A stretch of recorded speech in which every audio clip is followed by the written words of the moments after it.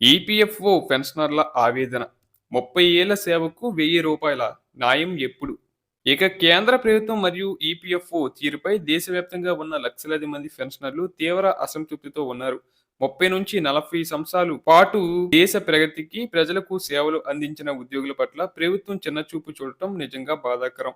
ఇక ఎమ్మెల్యేలు, ఎంపీలు ఒక్కసారి గెలిస్తే చాలు జీవితాంతం లక్షల్లో పెన్షన్లు, జీతాలు, ఇతర అలవెన్సులు పొందుతున్నారు.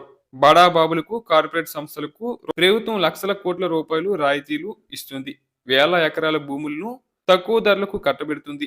కానీ జీవితం మొత్తం కష్టపడి పనిచేసిన ఈపీఎఫ్ఓ ఉద్యోగులకు మాత్రం కనీస పెన్షన్ కేవలం రూ. 1000 మాత్రమే ఇస్తున్నారు. ఇది నేటి ఖర్చులకు ఏమాత్రం సరిపోదు.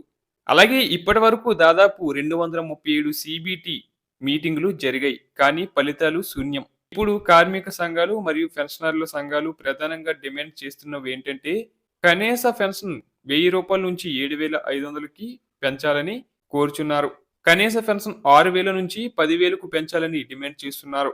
అలాగే పెన్షనర్లకు డీర్నెస్ అలవెన్స్ అనుసంధించాలని, ధరలు పెరిగినప్పుడల్లా పెన్షన్ కూడా పెరగాలని వారు వాపోతున్నారు.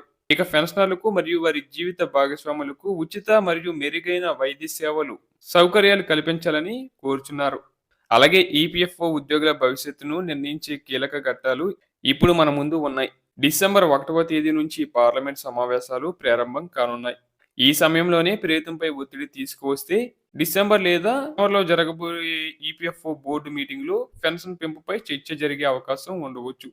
అలాగే వచ్చే ఫిబ్రవరి, మార్చిలో ప్రవేశపెట్టబోయే బడ్జెట్లో ఈపీఎఫ్ 95 పెన్షనర్లకు నిధులు కేటాయించే అవకాశం కూడా ఉంది. ఒకవేళ ప్రభుత్వం కనీస పెన్షన్ను 7,500కు పెంచితే జరిగే మేలు ఏంటంటే దేశవ్యాప్తంగా ఉన్న సుమారు 60 లక్షల మంది పెన్షనర్లు మరియు వారి కుటుంబాలకు లబ్ధి పొందుతాయి. ఇక ఈపీఎఫ్ 95 పెన్షన్ పథకం కింద 10 సంవత్సరాలు కంటే ఎక్కువ సర్వీసు పూర్తి చేసిన వారందరూ దీనికి అర్హులు. దీనికోసం పెన్షనర్లు కొత్తగా దరఖాస్తు చేయాల్సిన అవసరం లేదు. ప్రభుత్వం నిర్ణయం తీసుకుంటే ప్రస్తుతం పెన్షనర్లందరికీ ఆటోమేటిక్ గా పెరిగిన పెన్షన్ అందుతుంది. కేంద్ర ప్రభుత్వం, ప్రధాని మోదీ గారు, ఆర్థిక మంత్రి నిర్మలా సీతారామన్ గారు మరియు కార్మిక శాఖ మంత్రి మన్సుఖ్ మండవియా గారి దృష్టికి ఈ సమస్యలు తీసుకెళ్లి వేచి చూస్తే సరిపోదు. పార్లమెంట్ సమావేశాలకు ముందే మీ ప్రాంత ఎంపీలకు, మంత్రులకు వినతి పత్రాలు అందజేయాలి. అన్ని ట్రేడ్ యూనియన్లు ఒక్కతాటిపైకి వచ్చి ప్రభుత్వంపై ఒత్తిడి పెంచాలి. అవసరమైతే శాంతియుత నిరసనలు తెలియజేయాలి.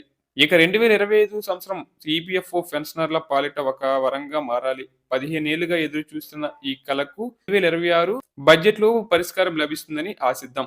వృద్ధాప్యంలో వారు గౌరవంగా, ఆర్థిక భద్రతతో బతకడానికి కనీస పెన్షన్ 7,500 నుంచి 10,000 అలాగే డిఏ ఇవ్వడం కనీస బాధ్యత.